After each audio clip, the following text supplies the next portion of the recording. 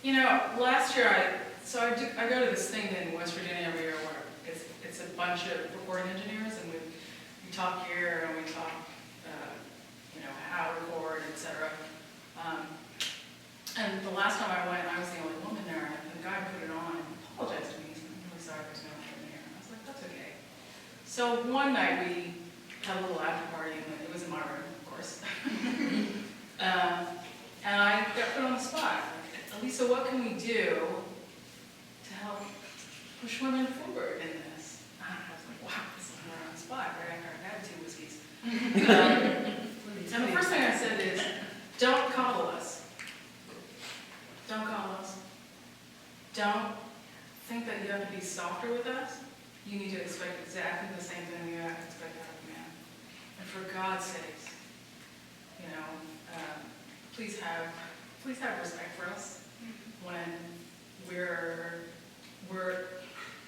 honestly a little bit at a disadvantage. That's just the truth, right? There's certain things that are expected of us, just like when we're trying to do when we're doing technical stuff, we're expected to not perform quite as well already, you know, as men, which makes me work about 10 times harder. It's that that open, like I have a beginner's approach. I know nothing, so I'm going to take everything in. Even if I already know how to mix, I'm not going to compete with you to show you that I can compress. I'm just going to stay like open to take everything in. It is a vulnerability, it is a feminine nature, and a lot of women, you know, need to be in a nurturing environment to be able to keep that. I'd like to see the feminine nature both with women embrace their feminine nature, and also men too, more of their feminine nature.